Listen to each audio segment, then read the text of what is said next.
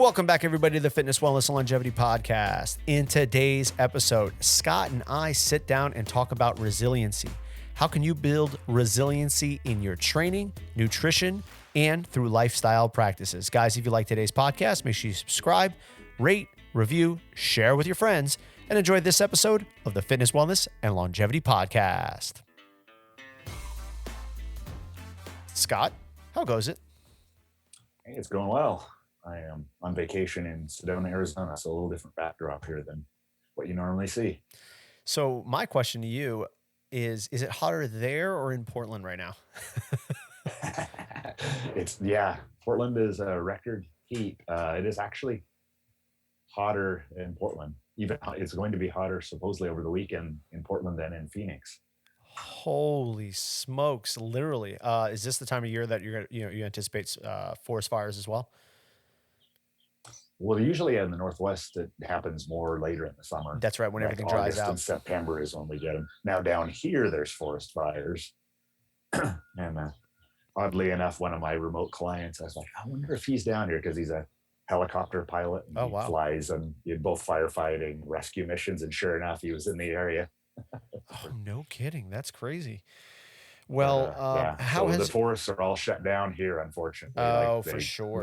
We got one day of mountain biking, and then they closed the forests entirely. So that's unfortunate. But other than the your trails being shut down, how's the trip thus far, Scott? Much needed? Oh yeah, it's been great to get away. I love the dry heat, and I brought my little bike, so I've got a spot right here and go up and work out. There's like a fitness trail that actually has pull-up bars. It used to have rings even, but they took those down. But it's got different it's basically like that's sort of like an outdoor gym in a park. So we go up there every day and mess around. Oh dang, that sounds that sounds like a pretty good time. Yeah. So so while you're on this trip, Scott, I imagine, the stress that you're going through on an everyday basis, and I use stress in a neutral sense, not stress in a negative connotation, because I think a lot of the time we think of stress as, oh, this is bad, I can't have stress. But without stress, we don't build something that's so important for all, not only younger athletes, but aging athletes, and that's resiliency. And that's the conversation that I want to talk to you about today, Scott. What does resiliency mean to us? What anecdotal stories do we have of ourselves, but also the athletes that we work with? And in addition to that, how can somebody listening to this benefit from resiliency and actually train resiliency into their life? So, Scott, let's start off with the first kind of aspect here. What is resiliency to you? I feel like it's the ability to take on any number of challenges or situations and be able to handle it without breaking down, whether that's physically, mentally, or emotionally. So it has a lot of aspects to it, right? Your body can handle unforeseen physical challenges or movements. You're not just a very small number of them. You can probably eat a variety of different foods or ways, or lack of food potentially, and you're still going to be okay for a while. You have disrupted schedules and you can handle them and be okay. I think what we think of as kind of youthful regeneration. I liked how you mentioned all those various things, Scott, and the fact that you should be able to handle fluctuations in your everyday life. So to kind of like turn this on myself, resiliency to me is our ability to adapt and to tolerate stress. That's kind of what it means in my mind. Would you feel the same way? Yeah, exactly. That's kind of a great one sentence kind of definition of it. Yes. It's interesting because I'm reading a great book by Dr. Peter Levine right now. It's called How to Trauma-Proof Your Kids.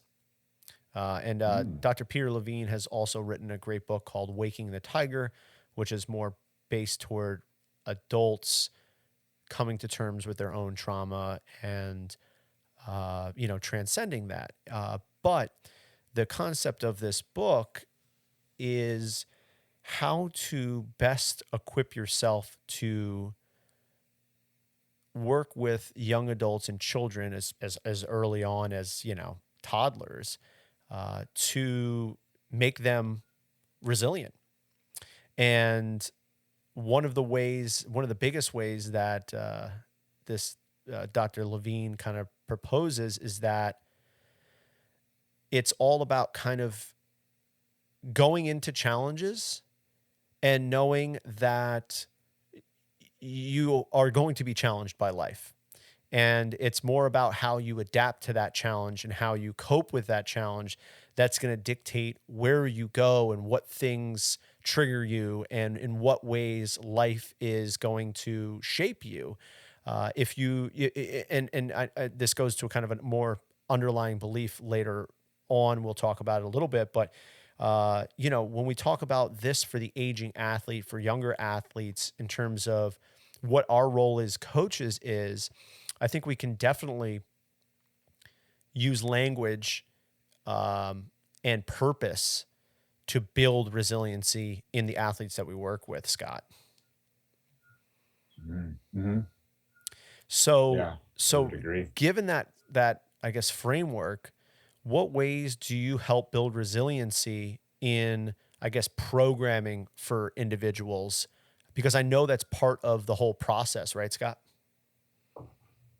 Right. Yeah, I think uh, a higher degree of variability, but not just Yeah.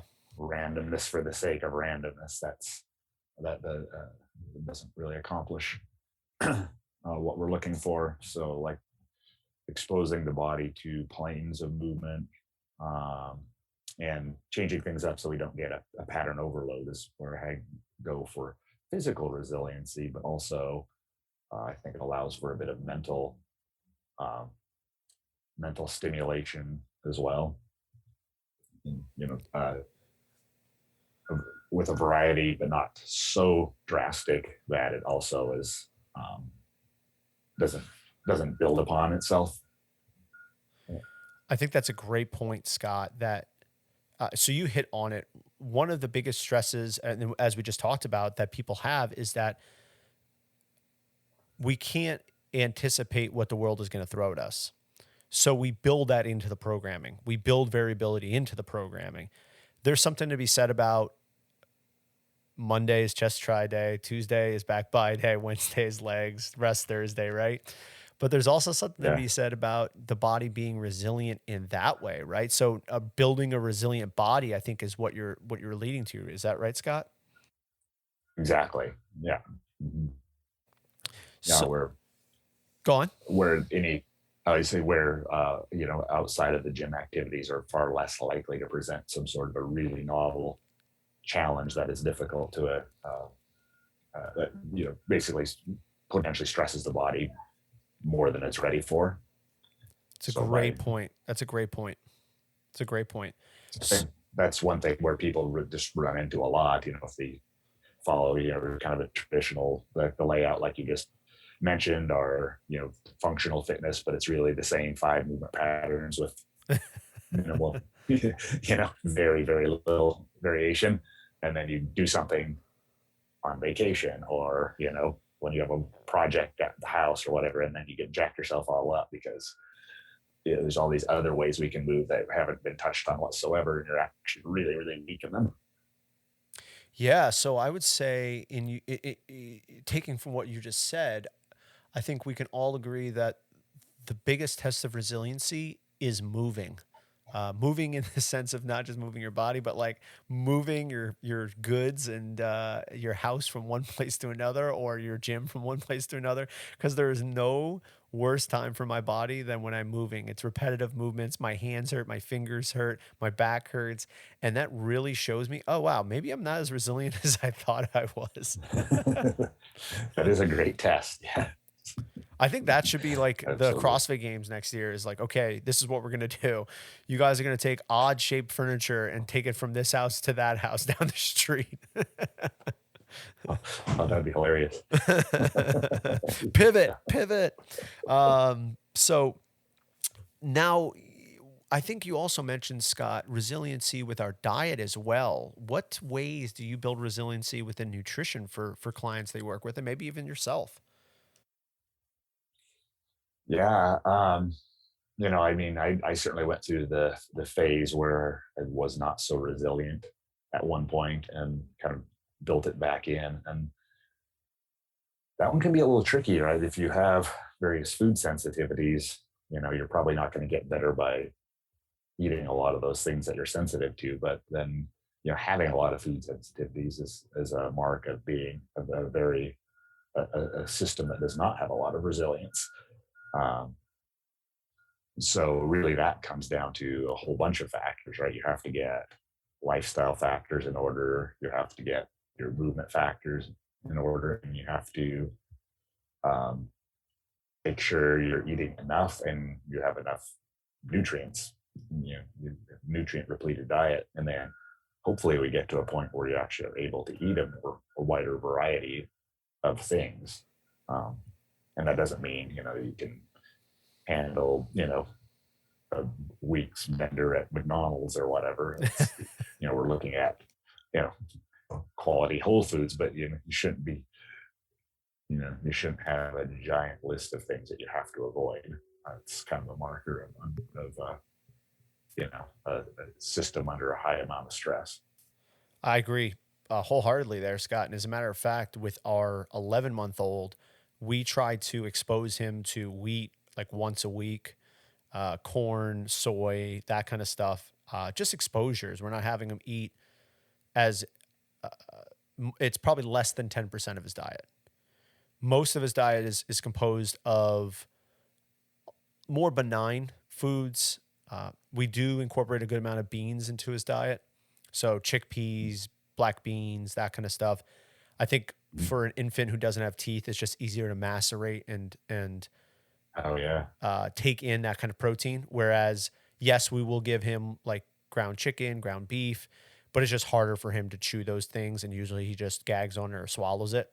I distinctly remember us sitting down having breakfast sausage together, and Keone was probably what 3, 4 years old, and we were giving him the sausage, and like the casing was giving him issues, and I go, man, it must be so hard to be little. You know what I mean? Like literally, is something is something as simple as That's right. eating Yeah, some the skin breakfast of the sausage. You're sausage just like is, ah, you yeah, know. So yeah, so yeah. so I think and I would say this to our population who's listening to this right now is that we some of us are so stringent on our diets that we're not resilient in that sense. Now, again, I think you hit the nail on the head here, Scott. That resiliency probably starts with healing first, and then maybe building from there. And I think that is another step to resiliency is accepting where you are at currently and then doing the necessary things and Mhm. being vulnerable enough to accept help. And as a matter of fact, my brother actually sent me a great idea. It's from Sun Genomics. I don't know if you heard of this. It's called Flore. So Flore, and there's a little accent on the E. It's a custom Mhm. probiotics program where you send in stool samples over, I think, like a 5-day period. They analyze it, look at your gut flora, look for SIBO, pathogens, all sorts of stuff. And then they create a custom probiotic that you take on a daily basis based upon your gut Oh flora, wow. and then you periodically retest. So I actually reached out to them for more information, but I was like, dang, that is a really cool idea in the world of, all these supplements and BS and what's real, what's not, what do I need, what do I not need? Everybody has an idea about something. It works for me. Why does it not work for me? And it seems like people who are going on this Yeah. are seeing really good digestive health benefits. And I think that is the cornerstone to nutritional resiliency. Scott, would you like to speak more on that?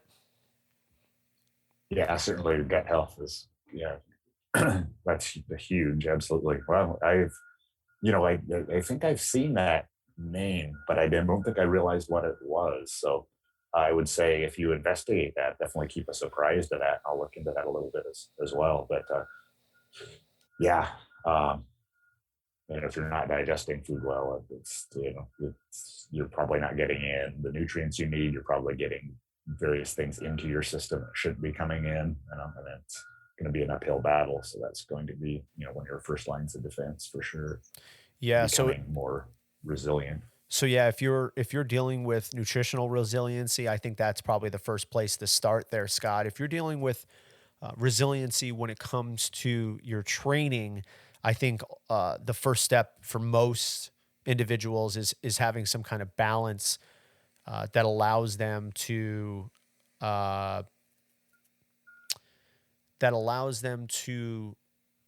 build resiliency in the training, right? So if you're not Hmm. adapting to the stresses, you probably have to back off a bit to then regain some resiliency.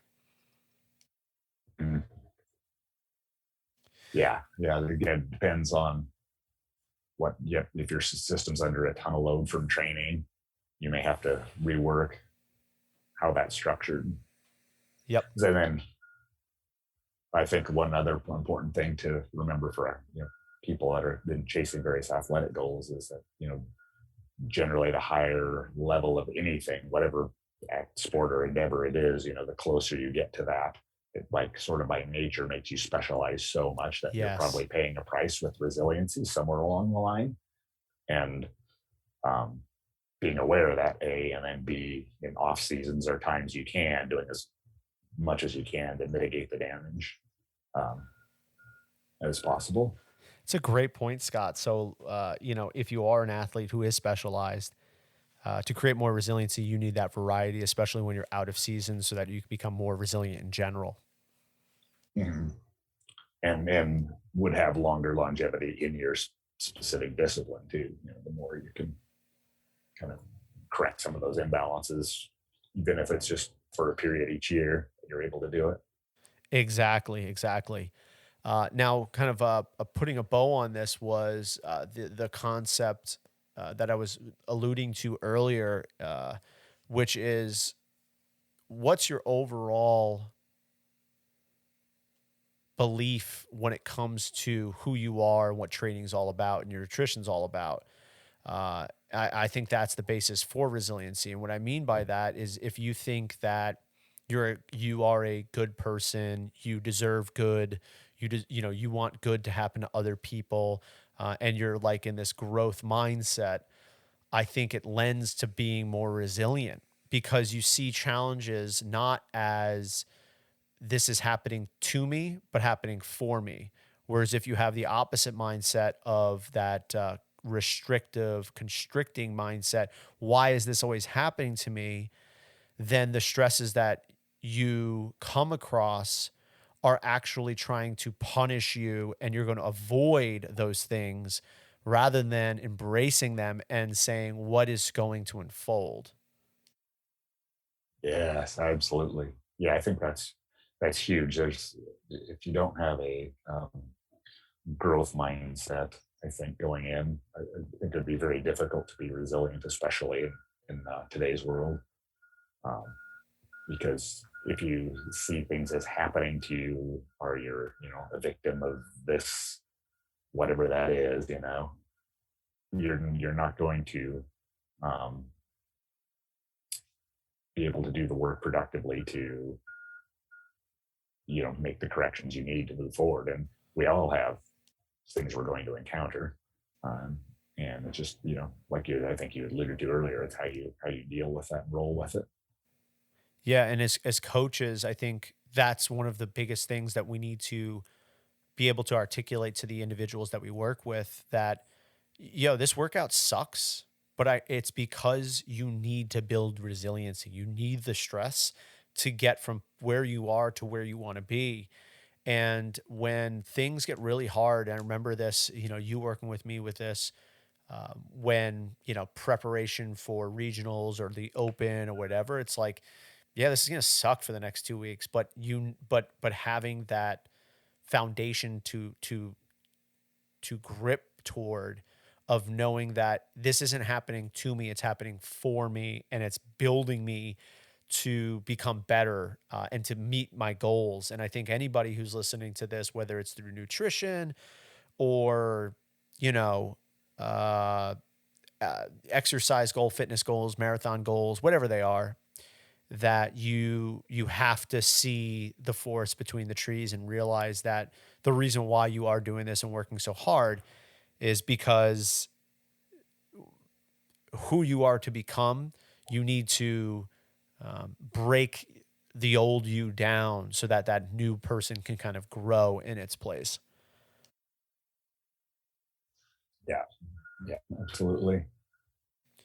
Yeah, and a lot of times the work that's most needed is most difficult to do. So going at least at the start. So, Man, that's a good point. That's a really, really good point there, Scott.